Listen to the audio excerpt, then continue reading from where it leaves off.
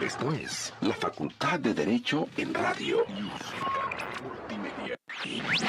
IUS, Canal Multimedia, presenta Rutas y retos de legalidad con Sonia Venegas Álvarez.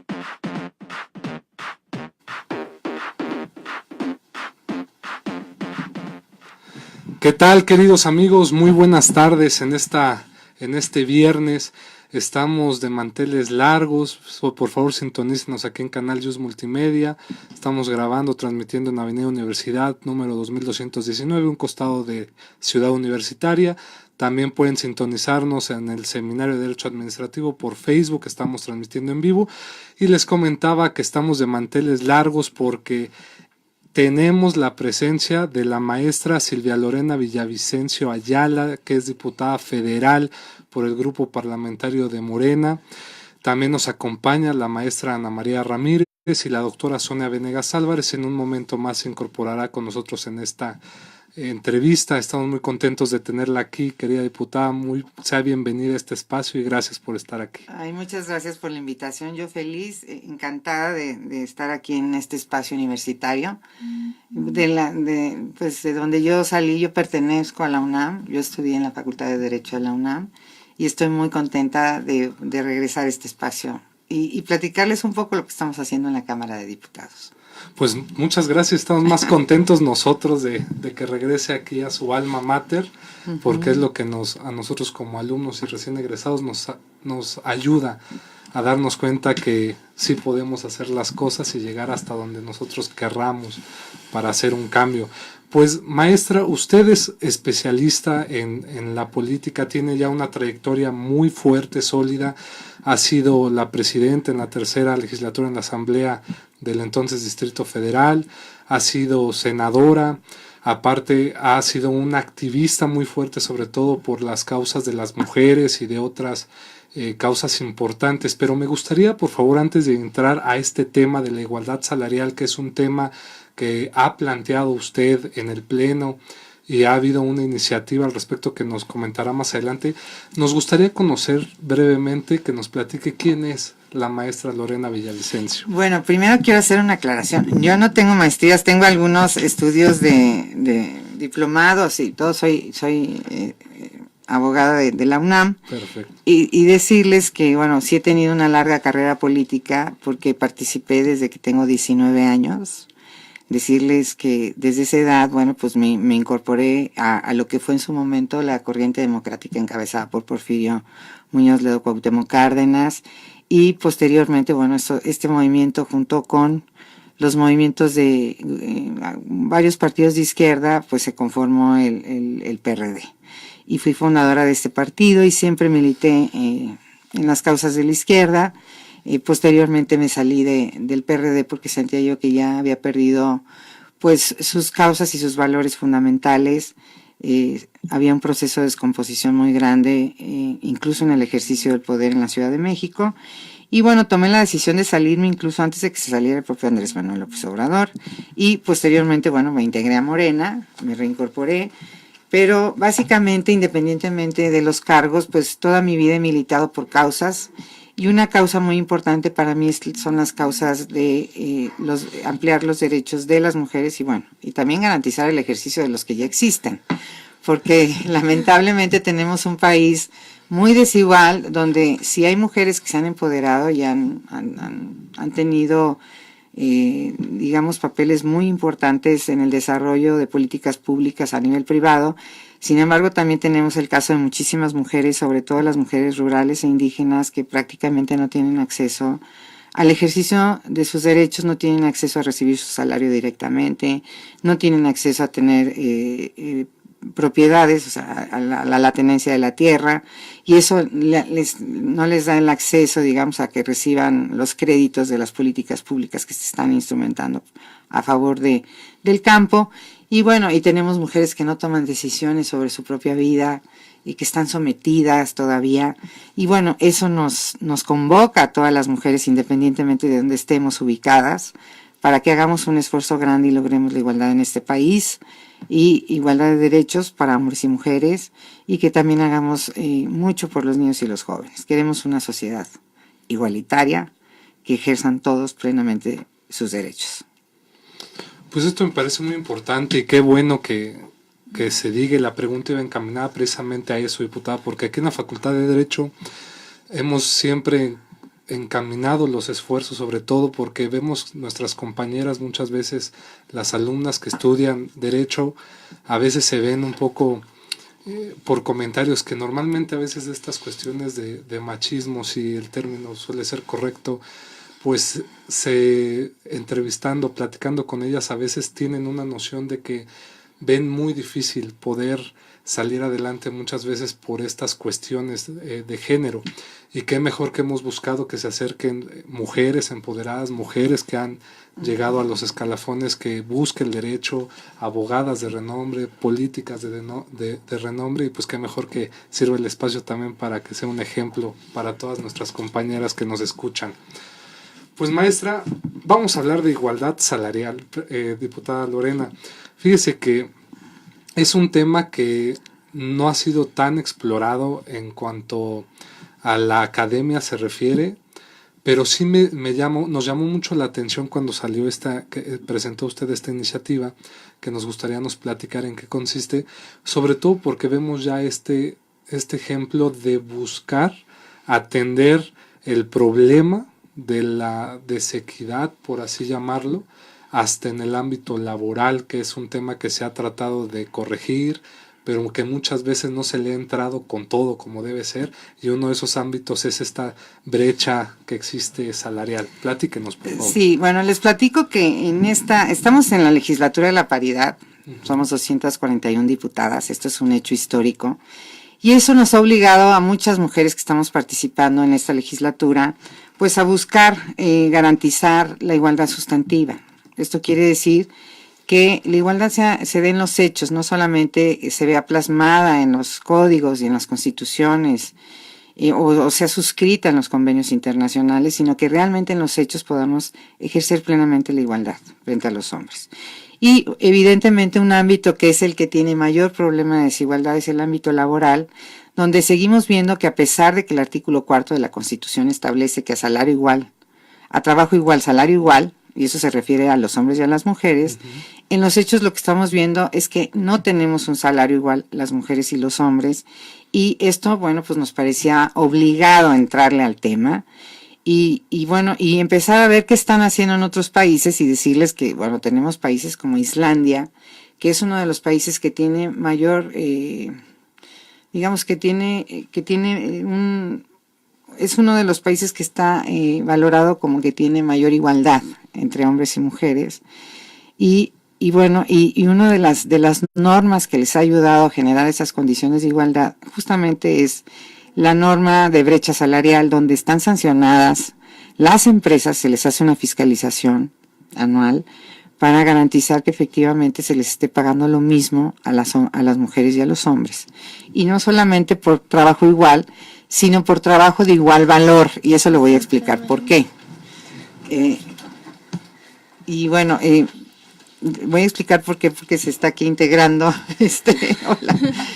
Qué gusto saludarlo. Igualmente, aquí estamos platicando de por qué se nos ocurrió esta iniciativa de la brecha salarial, y decíamos que porque es muy importante que logremos la igualdad en este tema, porque es donde se ven las grandes diferencias que se nos dan a las mujeres, no solamente en el tema de los salarios, incluso en el tema del acceso al trabajo, el tema de los ascensos, de las prestaciones. Entonces, todo esto en conjunto, de todo lo que interviene en el campo laboral, pues tenemos que garantizar la igualdad. Y yo les platicaba que estaba yo buscando algunos antecedentes que nos pudieran servir de ejemplo, y buscaba yo en Islandia, que donde se ha dado un debate muy importante sobre el tema de igualdad, y donde incluso se sancionan a las empresas que les otorgan el mismo salario o el mismo salario a hombres y mujeres. Y entonces, bueno, nosotros decimos, nosotros no podemos quedarnos atrás, nos interesa la igualdad en este país, tenemos que generar una iniciativa sobre brecha salarial, y bueno, tomamos en cuenta todo el debate que se generó en Islandia, y también en España están discutiendo seriamente este tema de la brecha salarial, porque nada más quiero darle algunos datos que me parecen muy importantes. Según CONAPRED, las mujeres ganan 34.2% menos que los hombres. Bueno, es un porcentaje bastante significativo, ¿no? O sea, no estamos hablando de 5%. Digo, cualquier porcentaje sería criticable. Exactamente. Porque se desempeña el mismo trabajo en las mismas condiciones. Pero, pues, una brecha de 34%, pues, es bastante ofensivo para el género, diríamos, ¿no? Y hablaba de Islandia, yo recuerdo, no sé si también en los antecedentes por ahí hayan mencionado, en Suecia de ahí salió la figura del ombudsman, que hoy es nuestra Comisión Nacional de los Derechos Humanos. Pero en Suecia hay un ombudsman especializado en la igualdad. Y precisamente su objetivo es la igualdad en el trabajo, porque pues como son países más desarrollados en otro tema, la situación de equidad de género es pues un poquito más pareja, menos lastimosa que en nuestro país, pero sin embargo, aún en esos países que tienen un trato más equitativo, hay un problema importante en este tema en lo particular, que es en la igualdad de salarios y de trabajos. Sí, y además yo quisiera decir que dentro de todas estas desigualdades que tenemos un dato que a mí me preocupó muchísimo, que es el siguiente: tenemos 277,000 mujeres que han sido despedidas por embarazarse en los últimos 3 años. Entonces, todos estos datos que tenemos a la mano y que los conocemos, que incluso yo les comentaba al inicio de este programa, que prácticamente todas las mujeres que viven en el campo no reciben ni siquiera su salario directamente, lo reciben a través del jefe de familia. Sí. Y bueno, esta es una discriminación profunda. Entonces, todos estos elementos nos llevaron a presentar una iniciativa que considero va a ser enriquecida a lo largo de la discusión en la comisión correspondiente, va a la comisión laboral, pero sí nos parece muy importante que empecemos ya a reestructurar este país y que generemos las condiciones para que garanticemos que las mujeres ganemos lo mismo que los hombres y que incluyamos un concepto que buscamos en esta iniciativa, no solamente un trabajo igual, sino de igual valor, porque resulta que la Comisión Nacional de Salarios Mínimos impone criterios distintos a trabajos que tienen el mismo valor. Les voy a poner un ejemplo muy importante.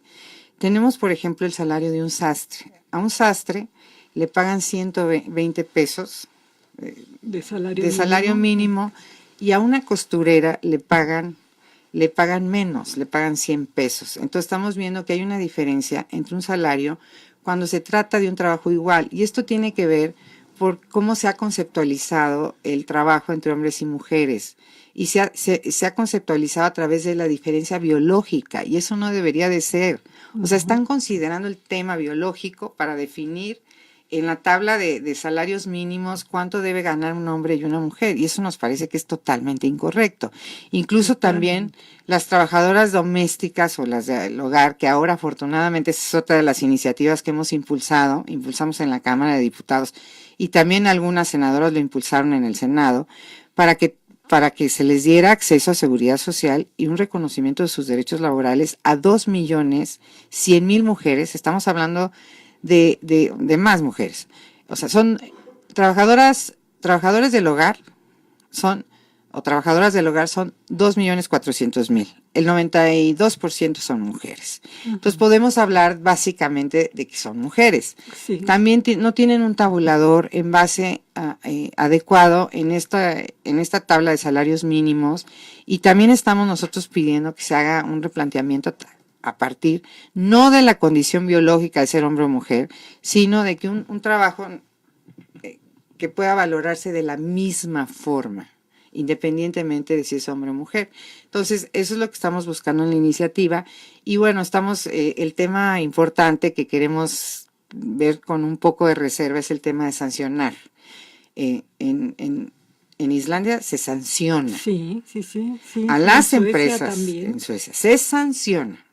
Sí. Entonces, estamos buscando la fórmula para sancionar, que no se convierta en un problema, digamos, de político, pero sí que se entienda claramente que las empresas tienen la obligación de garantizar el mismo salario por el mismo trabajo o por un trabajo del mismo valor a hombres y mujeres. Entonces, hicimos esta iniciativa, y nos parece que es muy importante que la aprobemos y que empecemos a dar mensajes claros de que no, que la conquista de la igualdad es un tema muy serio, porque además también se ha demostrado que a mayor crecimiento de las mujeres y participación laboral y en los espacios públicos y privados, mayor desarrollo tiene un país. Entonces también es un asunto de desarrollo del país. Claro, y en ese tema pues estamos bastante atrasados. Yo creo que inclusive pensando en el tema de la sanción, probablemente, yo sé que no gusta mucho la idea a veces, ¿verdad? Pero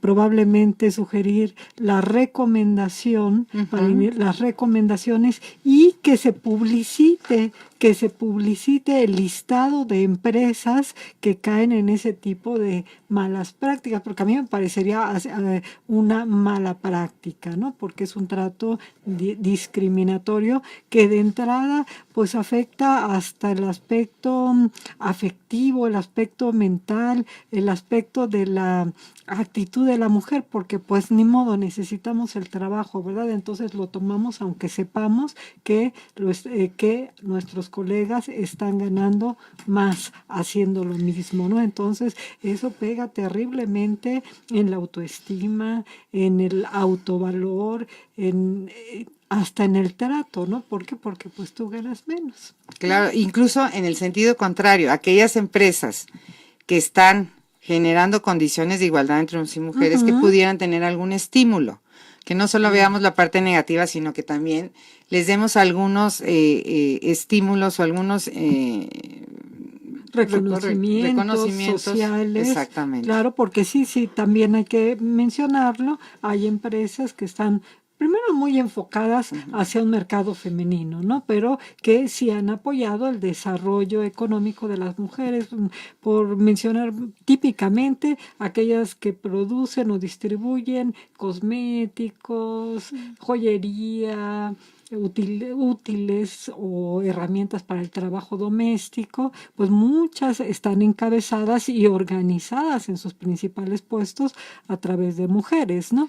Lo cual es también loable, que se entiende que tiene cierta lógica mercantil, que no es lo óptimo. Pero todavía falta, porque ya logramos la paridad y además yo creo que es muy buen momento para que todo el auditorio sepa que la paridad ya se está garantizando prácticamente en todos los espacios de la administración pública. Pero necesitamos también que las empresas privadas hagan lo propio en materia de igualdad. O sea, no podemos nada más dar la recomendación. Sí, empecemos por una recomendación, porque se trata de un ámbito privado, pero busquemos que se garantice de alguna manera con esto que se haga un listado de quienes no están cumpliendo. Y que sea público, que aparezcan los principales diarios de manera periódica, una vez al mes o dos bimestralmente, sí, algo así. Y además quiero decirte que en ese sentido acabamos de aprobar una ley para el tema de padrón de todos los padres deudores de la pensión de alimentos.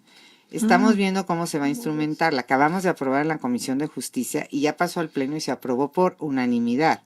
Entonces, sí tenemos que empezar a generar este tipo de instrumentos para que garanticemos el ejercicio del derecho. Porque de nada ha servido que esté establecida la igualdad salarial entre hombres y mujeres en el artículo 4 cuando vemos que esto no ocurre en la vida real. Entonces, lamentablemente, no me encantan los sistemas punitivos, te lo quiero decir abiertamente, claro. Pero sí creo que hay que buscar las fórmulas, los incentivos para que las empresas y la sociedad en su conjunto se vaya comprometiendo con el tema de la igualdad.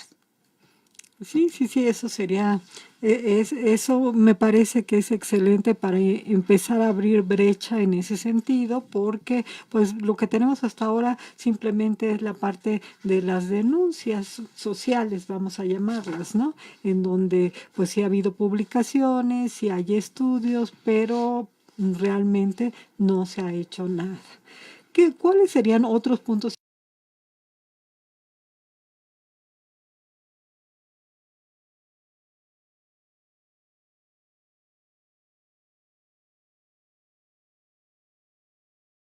Estamos incluyendo porque un porcentaje muy importante, más del 52% de las mujeres que están en el mercado laboral están en el mercado laboral informal, entonces no tienen acceso a ningún tipo de seguridad social.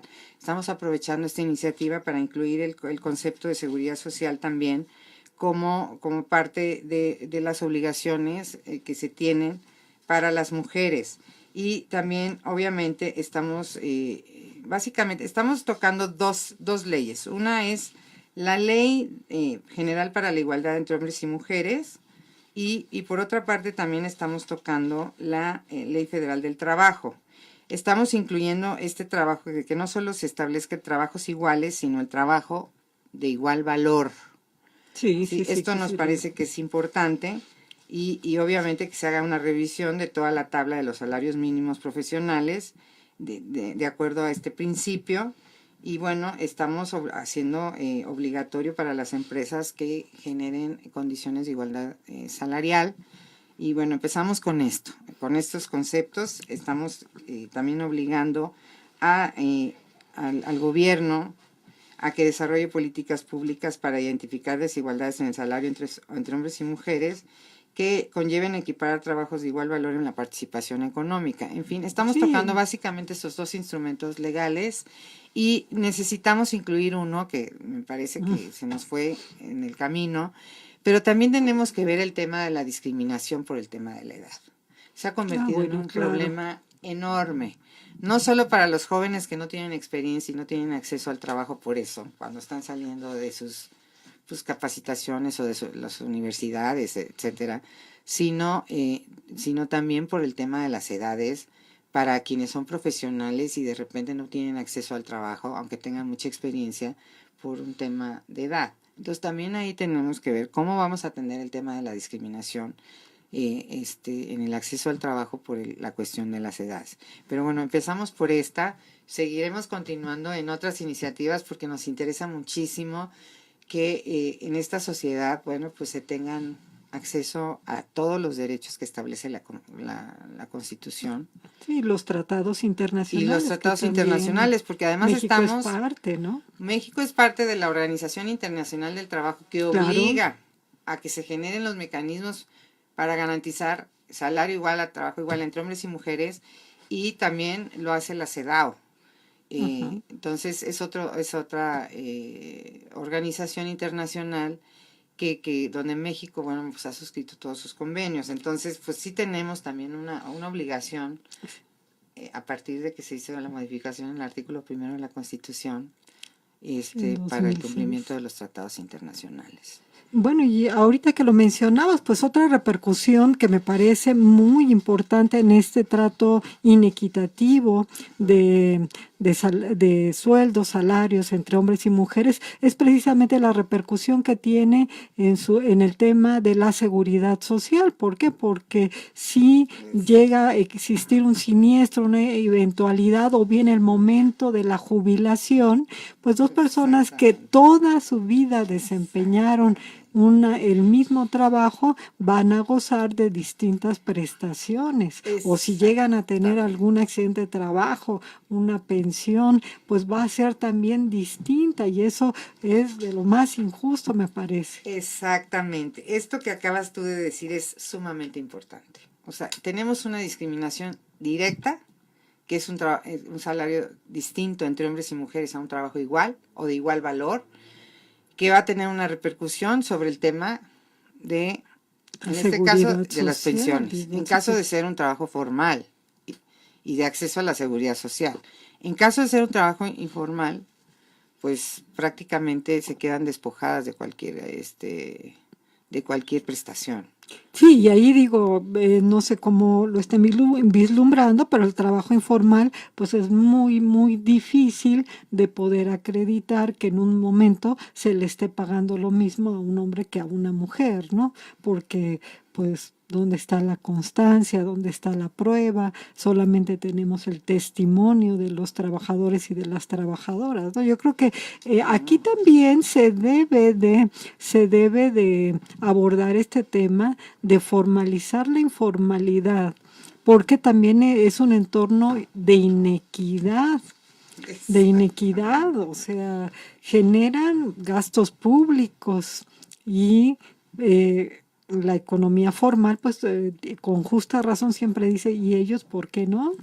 Y tenemos los mecanismos en las leyes para que la informalidad pase a ser formalidad, pero como también es un tema político, también es un tema donde realmente muchas veces se trata de jalar a las masas, políticamente hablando, pues es un tema como que lo van dejando, pero un tema donde vas dejando el 52% de la economía nacional, al rato se va a convertir en 60 y al rato en 70.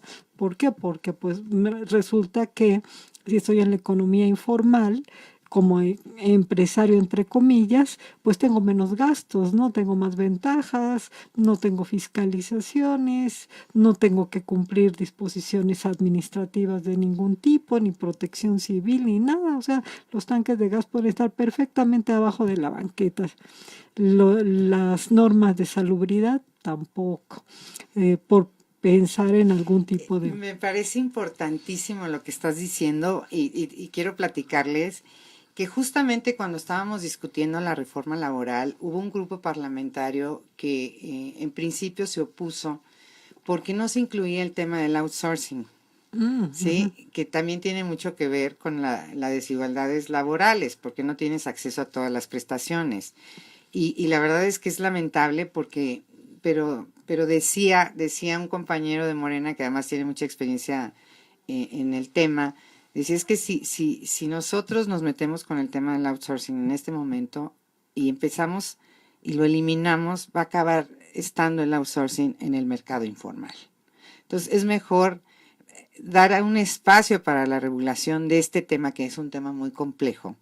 ¿Sí? Y que veamos cómo lo podemos regularizar y evitar que se vaya al campo de la informalidad, porque muchos de estos empresarios dirán, bueno, pues te contrato por debajo del agua y tú pierdes tu trabajo si tú ejerces tus derechos, ¿sí? O no hay contrato de por medio, como está ocurriendo en el trabajo informal. O sea, no es un tema tan sencillo. No. De hecho, cuando estábamos discutiendo el tema de las trabajadoras del hogar, pues obviamente no solo buscamos que tengan acceso a la seguridad social, y este acceso a la seguridad social se puede decretar o se puede legislar para que se le dé a todos los habitantes de este país indistintamente, que sea realmente un derecho humano, como está contemplado. Exactamente.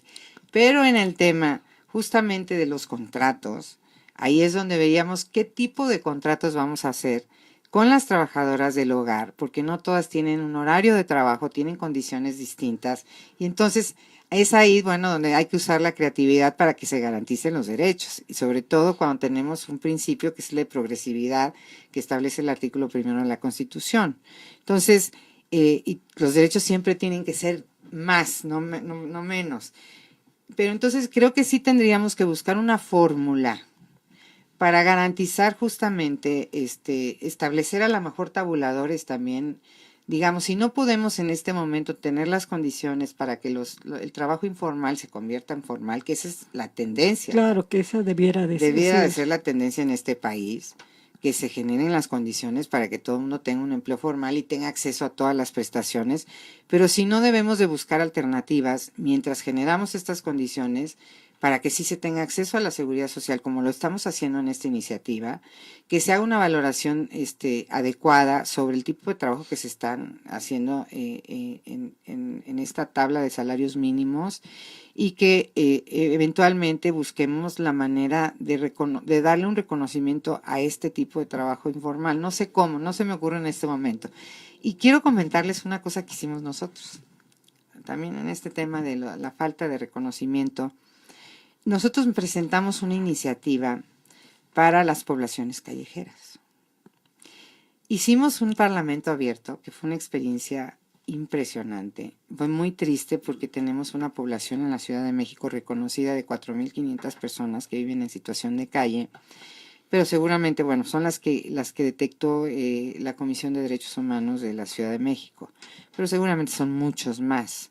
Y entonces, platicando con ellos, veíamos que no tienen acceso a ninguna política pública, ni siquiera tienen acceso a la seguridad social. ¿Por qué? Porque llegan y son discriminados, además por su forma de vestir, no tienen un domicilio fijo, y el domicilio se ha convertido en el ancla para el ejercicio de muchos derechos. Entonces, hicimos una iniciativa buscando cómo darles la garantía, y lo que buscamos es que si la Secretaría de Gobernación tiene la posibilidad de darles una identidad temporal o un domicilio temporal a quienes ingresan, a los inmigrantes, les dan un reconocimiento, que buscáramos una cédula de identificación a estas personas en conjunto con el INE, aunque no tuvieran domicilio, y que esto les permita tener una identidad que les dé el acceso a las políticas públicas y también les dé el acceso a la seguridad social. Entonces, pues tendríamos que buscar alguna fórmula que permita que tengan acceso, a la seguridad social de entrada. Sí, básico. Y bueno, y que de alguna manera, no sé cómo, es muy difícil el tema del mercado, del empleo informal, y de cómo logramos que el 52% que tenemos hoy, que sigue creciendo lamentablemente, se convierta en formal. Pero sí tenemos que tener esa garantía en algún momento y comprometernos con este tema, porque es fundamental, porque esto implica el ejercicio de derechos.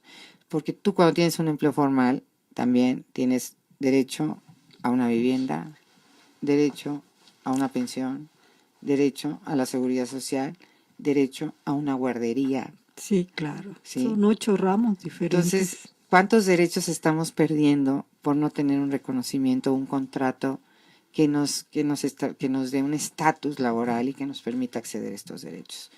Sí, claro, yo creo que en un principio a mí se me ocurre que pudiera ser empezar una campaña muy fuerte sobre hacer la conciencia del derecho humano a la seguridad social. ¿Para qué? Para que en el caso de los trabajadores domésticos o informales pueda manejarse algo más o menos paralelo al régimen voluntario que existe en el Seguro Social. El régimen voluntario desafortunadamente no me incluye los 8 ramos de seguridad social, pero sí me incluye los más importantes, como es la atención médica, hospitalaria, medicamentos. Entonces, si el trabajador dice, bueno, pues yo me voy a contratar por, se me ocurre, 150 pesos diarios, pero mi seguridad social vale 20 pesos o 30 pesos diarios, entonces yo me voy a contratar por 180 pesos porque estoy considerando esa cantidad. ¿Por qué? Porque no va a haber manera de controlar al patrón informal, pero el trabajador puede llevar a cabo de manera voluntaria su inscripción en el Seguro Social y saber que debe, así como cuando dices, bueno, me voy a contratar por cierto salario, pero tengo esto. O sea, en el caso de las trabajadoras domésticas igual, o sea, yo sé que voy un día con tal o con tal, en total gano tanto. La seguridad social me cobraría o le cobraría tanto al patrón. Yo tengo que distribuir esa carga entre 4 patrones, probablemente 3 patrones, lo divido entre 3 y les digo, ¿sabe qué? Mi trabajo vale tanto, pero que ya todas estén en el mismo tenor, que no haya unas, bueno, a mí no me pague seguridad social, porque caemos otra vez en lo mismo. Por eso es tan importante que se haga esta conciencia. O sea, ¿cuánto cuesta la medicina privada? No todo es ir al consultorio de la farmacia de la esquina, o sea, es mucho más que eso. Y con el tiempo, pues las personas tenemos que hacernos conscientes de que hay enfermedades degenerativas, que tarde que temprano unas las vamos a padecer más que otras y que requieren de medicamentos periódicos. Entonces, si se le hace la conciencia a la población de eso, como fuerza de trabajo van a tener esa conciencia de necesito la seguridad social. Exactamente. Bueno, quiero decirte que yo tengo bajo mi responsabilidad el Parlamento Abierto de Morena, y soy la responsable del Parlamento Abierto de Morena. Y realmente creo que este tema en especial, creo que deberíamos hacer una convocatoria para que ustedes, como especialistas en los temas, que además podrían hacer una gran contribución a través del Parlamento Abierto, y que podamos hacer una mesa, porque sí me parece que es un tema fundamental. Nosotros nos quedamos cortitos con el tema de la brecha salarial, cuando realmente tenemos que ver, estamos dando, digamos, Sí, es un gran paso. Es un si paso. Si se logra. Pero tenemos que entrarle al tema de manera fundamental de esto que tú decías, que tenemos que buscar alternativas para el acceso a seguridad social y a otros derechos a quienes hoy tienen un trabajo informal, sin renunciar, esto es muy importante decirlo, a la formalidad del trabajo, porque eso es claro, buscando siempre la sí, formalidad. e inclusive con el tiempo pudiera ser la vía para la formalidad. Claro, esta pudiera ser la vía hacia la formalidad, ¿no? Y bueno, pues podemos invitar a algunas instituciones como la del Seguro Social, que la verdad es que debo yo de decirlo públicamente, fue un factor muy importante quienes participan hoy en esta institución para que pudiéramos avanzar en el tema de las trabajadoras del hogar. Sí.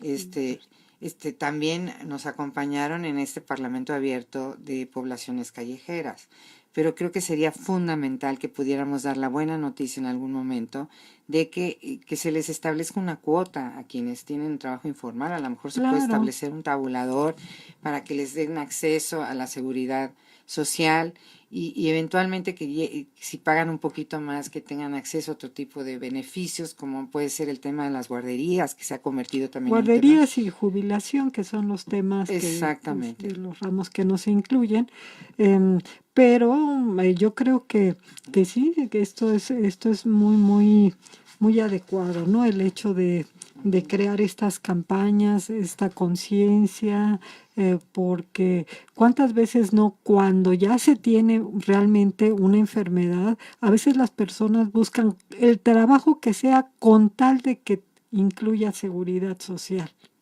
Exactamente. Que es cuando despierta la conciencia de lo importante que es este derecho. O también cuando pierden los trabajos, fundamentalmente, bueno, la gran preocupación es la pérdida del acceso a la seguridad social. Sí. Sí, que es tremendo porque se interrumpe, digamos, para el tema de las pensiones, o tratamientos médicos. Sí, que también deberíamos de buscar alternativas. Yo ya no tengo trabajo a lo mejor y yo he estado pagando permanentemente mi recurso al ISSSTE o al seguro social, pierdo mi empleo y que tenga yo también la posibilidad de tener, claro, por ejemplo, tener la parte que es complementaria, que es el seguro del retiro, y que cuando se te pierde el empleo, atendiendo a las disposiciones de la ley, se puede hacer uso de pues yo les hago una convocatoria a ustedes, aunque yo venía a platicar de mi iniciativa. De verdad, hagamos un esfuerzo para hacer todas estas modificaciones que me parece que son fundamentales